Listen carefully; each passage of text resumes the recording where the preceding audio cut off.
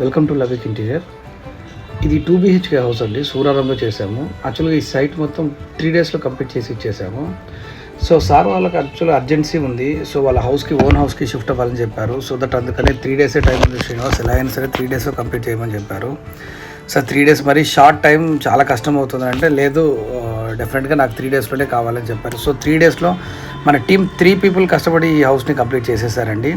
So ఈ kitchen మొత్తం maroon కలర్తో వెళ్ళాము. 2 బెడ్రూమ్స్లో ఒక బెడ్రూమ్, మాస్టర్ బెడ్రూమ్ వచ్చేసి మనము ఈ వుడెన్ కలర్ అండ్ వైట్ కలర్తో వెళ్ళాము. సో ఇది dark and white colour code. So just covering అండి, ఓన్లీ ఆల్మోస్ట్ సివెన్షియల్స్ ఉన్నాయి, అన్నీ జస్ట్ కవరింగ్ చేసేసాం అంతే.